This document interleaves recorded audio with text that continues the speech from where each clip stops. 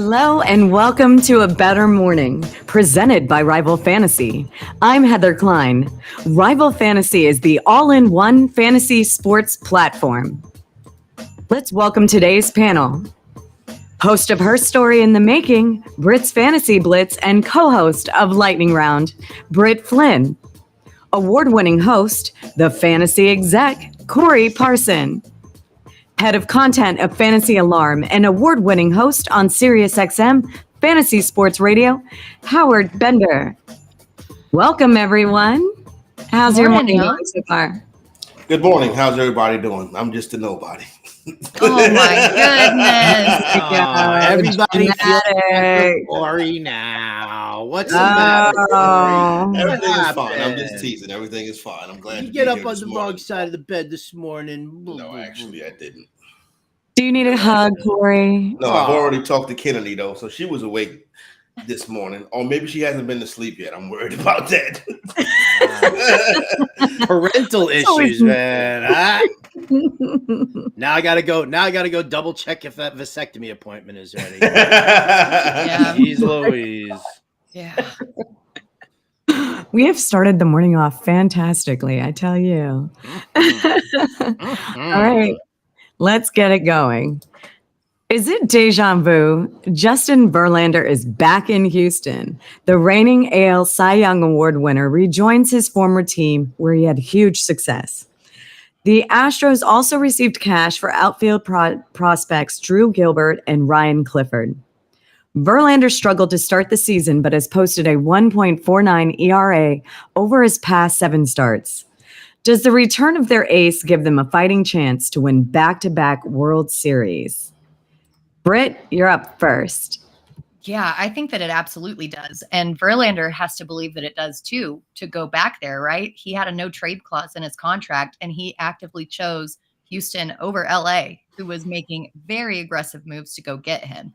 The Astros are currently a wild card team, and while that doesn't sound that great, they're only a half a game back from the Rangers for the AL West lead.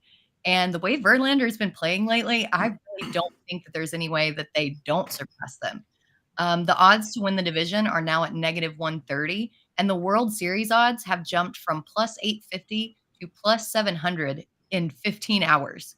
I mean, that's basically across the board. So if you're looking to get them at a value, I would place that bet today. Pairing Verlander with Valdez gives them 2 solid arms to lean on, and down the stretch, they're honestly going to be hard to beat. Yeah. You see, here's the thing. I think you know how we get as sports fans. We kind of get tired. You know what I'm saying? Of the same teams, the same narratives, and stuff like that. But listen, you never underestimate the heart of a champion. And unfortunately, cheating and not cheating, the Houston Astros have proved to be Major League Baseball champions, and they're a championship team. Now, put that picture back up there. You know what I'm saying? Of Justin Verlander, right? Now, this guy, Verlander, is not a young man. If you examine his facial features, facial hair, body structure, you can tell he's up in age a little bit. You know what I'm saying? You can bring the camera back to me now.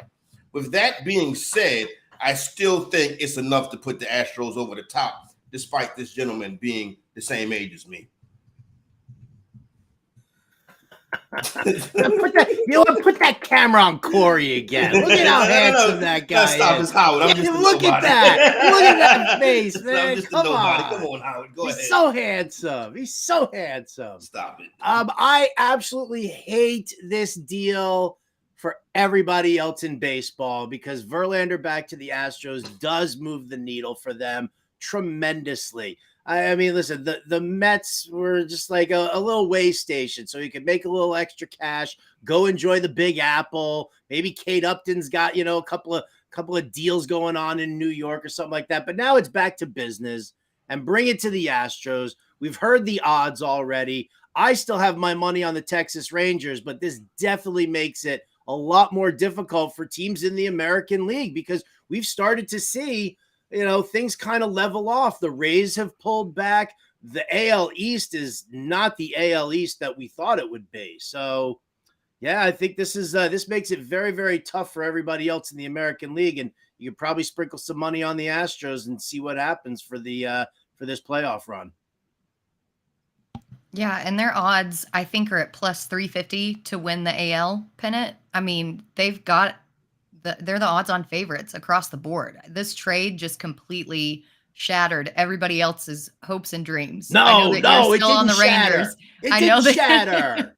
Come on. I know that you're on there, but I'm not a big believer in the Rangers. I just can't be. I can only have my heart in one Dallas team, and that's There the you Cowboys, not the Rangers. No.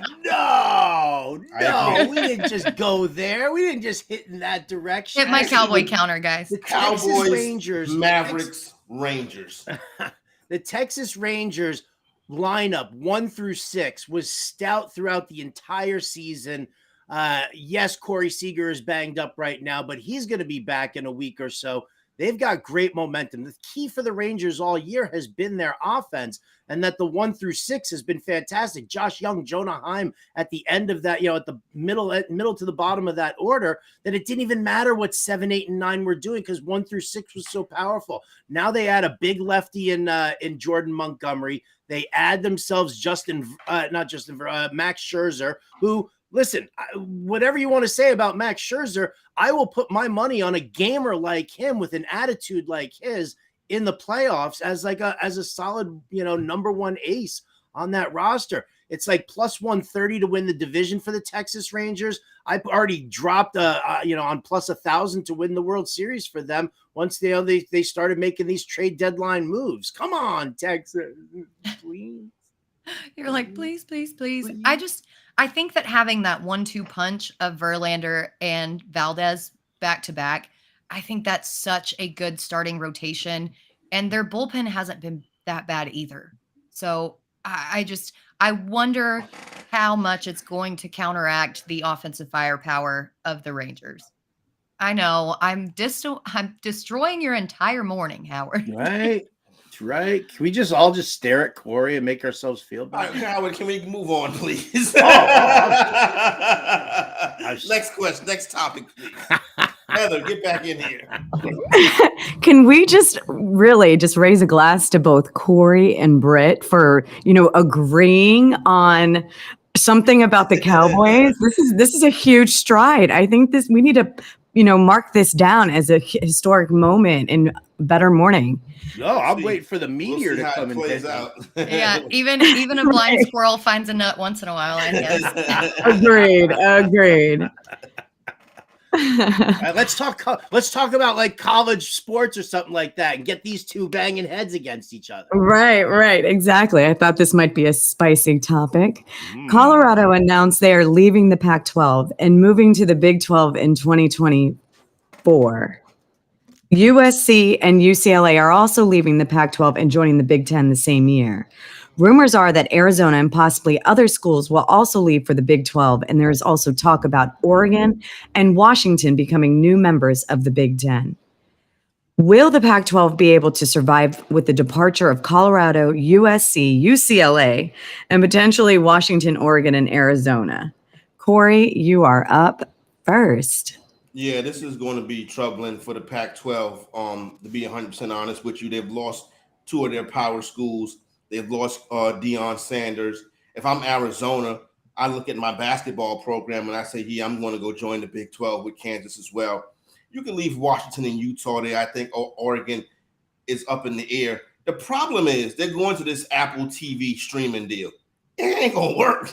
You're basically going to become a regional sports network. The Pac-12 is going to basically turn into the Mountain West. I hate to say it like that, but there's really nothing to keep this conference together. Now, when you look at the landscape in college football, with everybody chasing these big TV deals, and it's not like Colorado was a power program, but now they got a power player in Deion Sanders in their organization. So I think the Pac-12 is certainly in trouble. Yeah, I think, listen, the time for individual conferences is probably going to just wear thin at some point or another.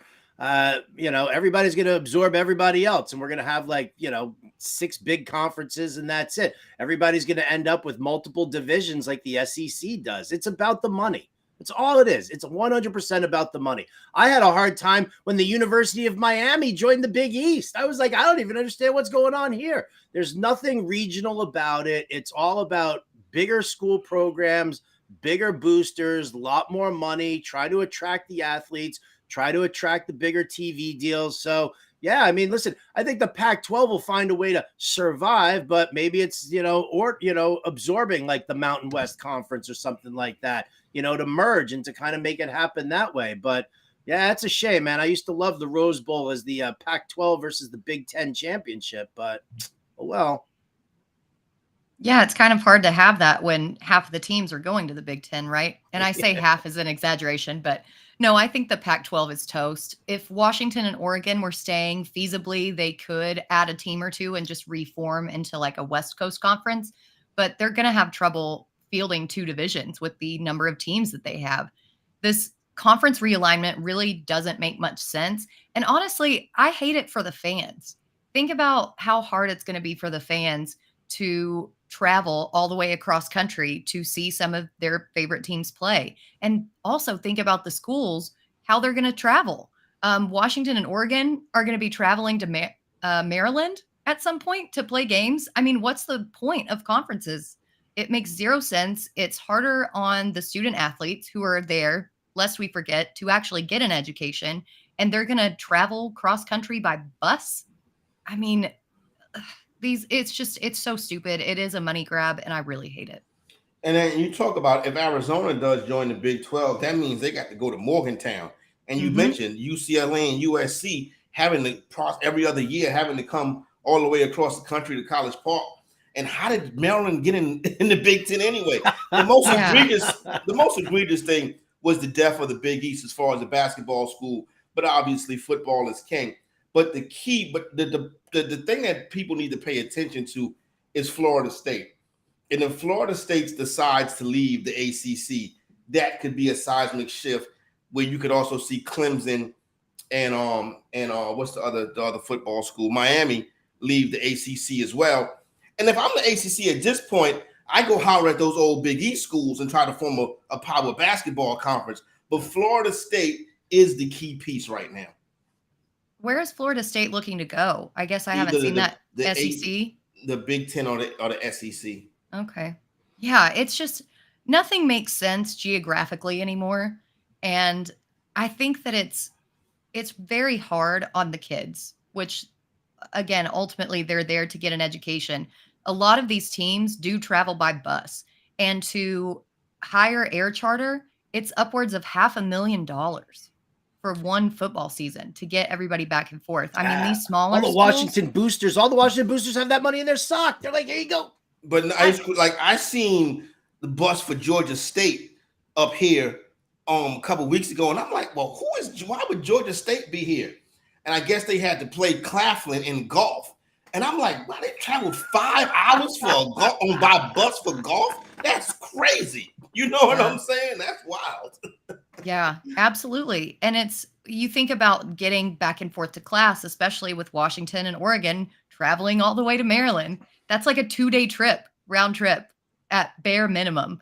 Think about how much class these kids are going to miss. And then you factor in NIL deals with that. Like it throws a wrench in so many aspects of college football that it's not going to be very pretty when this all happens, which it inevitably is. I weep for our educational system. And them kids be all right. Yeah, but we're not going to be when we're old and they're having to take care of us. Yeah, that's true too, because all that traveling they did. I'm hoping to be dead by then. Before all these kids are in charge of the world, please put me in the ground. Oh my Lord! You're starting to see that COVID time from school starting to show its head too. You go through a drive-through, you be like, "This is nowhere near what I ordered." I'm sorry to the younger. No, you're 1,000% right. You're 1,000% right. Like it's nowhere near it, and you're like, it's like, usually it's like 2 a.m. too. So you're like, whatever. I'll just eat it anyway. Exactly. They didn't cut my quesadilla at Taco Bell last night. I just had one large tortilla. Good job. Hey, shout out to my homie Rel. Shout out to my God bless his soul, my homie Rel. One time after a night out, we went to McDonald's drive-through it, and I think the lady was like, "Your total is 75, 78. Drive around." That was a good night. That was my younger days. You know what I'm saying? I don't know how that's even possible. Oh, it's possible. I'm embarrassed. I'm turning beet red right now. It's 100% possible. That's hilarious. I'm so The sorry. This is amazing. The Indianapolis Colts drafted Anthony Richardson with the 4th overall pick in this year's NFL draft. Gardner Minshew is the veteran presence and spent last season with new head coach Shane Steichen's offense. Obviously, the Colts want their rookie QB to start soon. But how should they handle Richardson's transition to the leader on the field? Howard, you're first. Well, I know that I am in a major minority here when I think that the majority of college quarterbacks who come into the NFL should hold a clipboard for the first year and learn the offensive system, learn the speed of the game. There are obvious exceptions that you want in there, but for the most part, it's a much tougher transition than a lot of people think. You're going to stick Bryce Young and CJ Stroud into the mix there this year because those teams are bottom feeders. The Colts are trying to compete. The problem is that we knew Anthony Richardson had very raw skills, a cannon of an arm. And, listen, I think that, the comps made to, what he did in the combine and Josh Allen and how he came out of school. I think it's fine to let Richardson sit on the bench for a couple of weeks just to watch and see what happens. I don't think it'll happen because I think ultimately they'll just push him in there, but I'm perfectly fine with him just sitting and watching for a couple of weeks here. Yeah, I normally subscribe to that same train of thought, but with all that's going on with Jonathan Taylor, the Colts are going to need Richardson's athleticism to actually run the ball. I think he might be their best chance. And I'm pretty sure that this morning that they announced that he was going to be the starter week 1. So if they're announcing that this early, I think that he's ready. From what I've seen of his training camp highlights, he's really not as much of a developmental prospect as we were led to believe during the scouting process. And his throws have looked so good. He's got some decently tough preseason games too against the Bills and Eagles. And yes, I know that it's their third stringers, but let's face it, even their backups are pretty good. So that should ease him into action a little bit, enough that he's ready for week 1 against the Jags. And it's going to be so interesting to see how they use him in the run game after all the drama with Jonathan Taylor and the injury to Zach Moss. So that's a little bit of breaking news. I didn't see that this morning that he was named the week 1 starter. So listen, so he has doing good. Now I've seen some of the highlights too. That I think the release is not quick, but that's in shorts and t-shirts and we're seeing. But some of the passes also he's going to have to get out there quicker, and I'm sure they'll work on that. That was a knock against him coming into the season as well, or coming into the draft as well. But no, I think you play him immediately because here's the deal: you got Shane Steichen, you got Anthony Richardson, Jonathan Taylor on a fast track. If you play Minshew, it's going to be the same as Matt Ryan and Phil Rivers. And you had some success with Phil Rivers. But now you get him out there and see what he can do. See, now here's the thing. For fantasy, how do we rank him? Because do you think he can have the season that Daniel Jones had last year? We can go to the 3 box for this. You know what I'm saying? And my thing is, if he can have the season that Daniel Jones had last year, 3,500 yards, 700 yards rushing, he'll probably score more touchdowns combined rushing and throwing than Daniel Jones did. So he probably is a top 12 fantasy quarterback. I think so too. I was a little bit worried going into the year because, he didn't have a lot of starting experience at Florida, and we heard about him being a developmental prospect, but seeing what I've seen from him in training camp, plus the fact that he's bulked up to like 250, 255. I mean, this guy is a beast. And his passing yardage prop is 2599.5. He's got to get over that. He has to. And I think that, I think 3,000 bare minimum for passing yards, and then you tack on all that rushing ability, people are not going to be able to bring him down. In Florida, he was hit or miss. He would have some games over 300 passing yards and others around 150. But I think in this Colts offense with these weapons that he has and behind this line, he's going to succeed. I think that he should be in the top 12 conversation. All right. I'm actually going to pit this to both of you guys. what is his floor and what is his ceiling? What do we think? I mean, is his floor Taysom Hill? Is his ceiling Daniel Jones last year? Where do we see Anthony Richardson kind of balancing out? If you guys could do like a player comp here, just for example.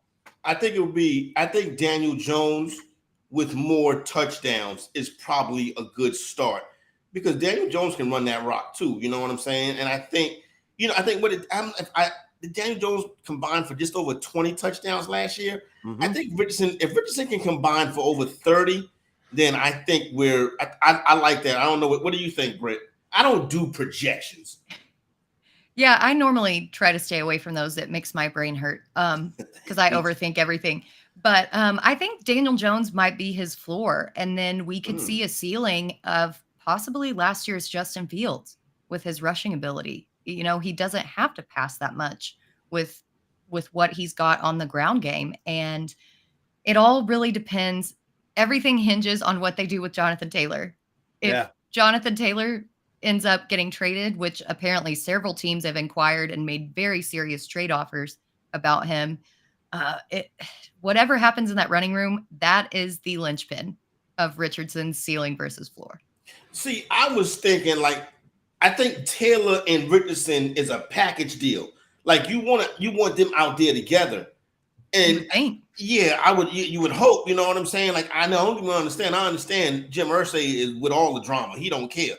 But I think when cooler heads prevail, this agent is problematic with Jonathan Taylor. But I think Taylor wants to be there, and I think you get them two on I think it's going to be an intriguing offense with Taylor. Without Taylor, it might be ugly. Somebody threw it to me about the possibility. It was like the Chargers send like a second round draft pick and Austin Eckler to the Colts in exchange for Jonathan Taylor. And I was like, man, that's kind of like a dream scenario. I think Jonathan Taylor's like that Kellen Moore back that he wants. And Austin Eckler kind of fits with that whole, outside zone scheme, spread the defense out a little bit, run some RPO that Steichen wants to run there. I agree with you guys that Anthony Richardson is a guy who has the capabilities of developing into a strong quarterback. I always just worry about the fact that, we see him in camp right now, but you know what? Put defensive ends running around on him. Remember, I mean, it was like, it was like the combine was absolutely fantastic. And we started seeing, remember, like images of Zach Wilson throwing across his body and all the way downfield to like an uncovered receiver who's wearing gym shorts. I mean, it's like, so what are we taking from Anthony Richardson's performance right now? Because I mean, listen, that's what we're inundated with over on social media right now, are all just these hype camp videos. Nobody's showing me a picture of a wide receiver dropping a football, right? We're only seeing all of these like, oh man, this looks amazing. This looks amazing. Show me a series of like, these are mistakes that Anthony Richardson has made so far, and this is him correcting those mistakes. That'll impress me. I see some Dak mistakes though. Well, there you go. You guys have a terrible team and a terrible quarterback. All right, let's move on. Our guest on Morning Fantasy Football, on Alarm Fantasy Football, is going to be Corey Parson as we talk about Dak Prescott. No, I'm just kidding. I wouldn't do that to him. Now it's time for Dealer's Choice. Give us your bet of the day. It could be on any topic and any sport. Britt, you're up. Yeah, today I'm going to kind of grab some low-hanging fruit. I'm going to go with Juan Soto to have over 0.5 home runs at plus 270 against Kyle Freeland. Everything flies out of Coors Field, and Soto had 2 huge homers last night, one of which was 455 feet. Freeland has allowed 17 home runs in 20 starts, and Soto's one of the best home run hitters in the league. I think he's tied for 16th. If he can't get a home run tonight, I'm going to have to seriously evaluate some things because he's in a prime spot to do it. As I said, it is low-hanging fruit, but I think it's as sure of the home run bet as you're going to get today. Yeah, at plus 270, I might find that and go ahead and tail that one myself. I really came in here unprepared with a wager, but what I will say is this: when I saw the topics, I said I'll hop on the Colts over 6.5. But I'll take that Anthony Richardson passing yards over 25.99. I think that right there is a slam dunk. That sounds good to me. And I really don't bet season-long prop wagers like that. But I think that's a solid look right there. I think that young man will definitely at least have 2,600 yards passing. So it'll be interesting to see what he can do. I was looking at some to make the playoff wagers. And I seen where BetMGM sent email out this morning about how their books look. A lot of people are on the Pittsburgh Steelers to miss the playoffs at minus 175. That's a sucker's bet. Don't do that, Joe. Wow. You know what? Before I even give my bet here, I just want to know from Britt and Corey, would you rather have Dak Prescott or Anthony Richardson as your Cowboys quarterback this year? Actually, at the end of the year. No, come on, man. I'm seeding quality time here for you guys. I would take Dak this year. Okay, Britt? I would Dak. Okay, I'm just checking. Checking. Take the Washington Nationals plus 114 on the money line today. Mackenzie Gore on the bump for the Nats. I just don't believe in these Brewers. I don't think they made enough moves to kind of bolster that lineup. I mean, come on, you're adding Carlos Santana. You know, he's still a 230 hitter. Brewers have struggled against left-handed pitching all season long, striking out 26.6% of the time against left-handed pitching. I just don't see them holding their own, during this stretch run here. They might fend off the Reds, but overall here, I think that this could be a big loss for Milwaukee today. Give me the Nats plus 114 on that full money line. Also, Brewers bullpen has been recently. Hey, Howard, listen to this right quick. This is Brian Cashman yesterday. I'm sure some people out there say tear it down and sell, and other people are out there saying to add something big. There wasn't a big thing to add, to be quite honest. That was going to have to solve. There was nothing that was going to solve the immediate problems we have. In terms of sell stuff, there's certainly a lot of players that are talented that playoff teams would like to get their hands on. He sounds like he's saying we're not a playoff team. It does sound like he's saying we're not a playoff team. And you know what? The lack of movement at the trade deadline, even like beyond a tweak deal, would they pick up like a middle reliever in there? So yeah, dude, I'm worried about my Yankees, and I kind of wouldn't mind tearing it down to build it back up. You can't do that in New York, but I wouldn't mind. Too big to fail. The Yankees are too big to fail. Too big to fail.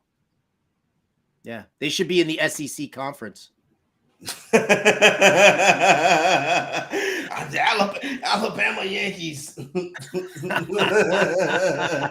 All right.